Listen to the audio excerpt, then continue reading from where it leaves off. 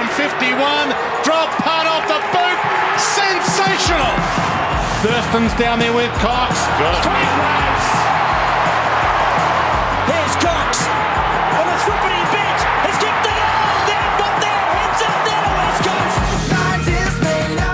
The West Coast Eagles, Dean Cox plays his 277th game this weekend, breaks Glenn Jakovic's club record of 276. He was a rookie to start with, now he is an all-time great. He's playing in the game against the Cats and the West Coast Eagles Saturday night down at Simmons Stadium. G'day Simo, how are you mate? And let's have a look at the Rexona ins and outs. Parko, let's have a look at the Pussycats. Yeah, Enright and Hunt are in for Sherrington omitted, and Brown. And Brown's the other semi-tall forward. I'm surprised that they haven't, because one of their problems to me, Derm, is that Hawkins still the key bloke forward who is the only bloke they go to.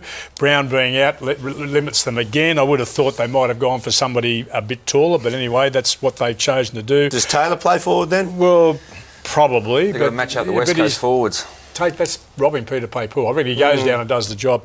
I'm fascinated by Geelong. They're the best first quarter and last quarter team in the competition. No one's knocked them over in a first or last quarter. I reckon that's a fantastic confidence build to have as a team.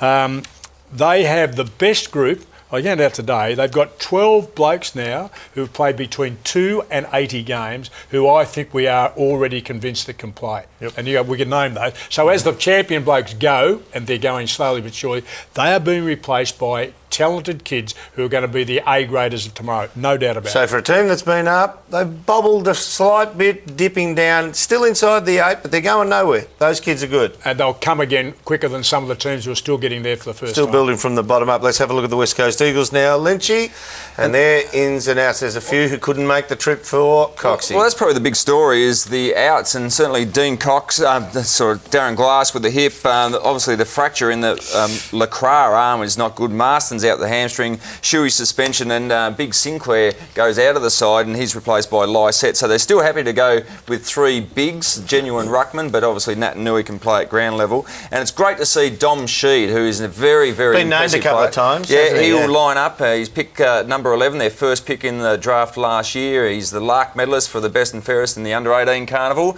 and he is a very good left-footed inside and out midfielder. He's sort of bit in the Simon Black mould, but has played some good football in the local competition. So they took 3 quarters to get away from St Kilda, who played a really disciplined game last week. But in the end, they ran over the top. I think kicked the last 7 of the last 8 goals and got over the top in a scrappy game. But they look very potent. But I'm just concerned now is where are the injuries going to? They've always add to those injuries. You got Hearn and Waters on the injury list as well. So yeah, a few concerns over there as far as their fit talent goes. And I love the way you described him as an inside and out. Oh, he's a very good player. Don't worry about that. Looking forward to seeing him play. I like it. Yep. Who are you going for? I'm going for Geelong.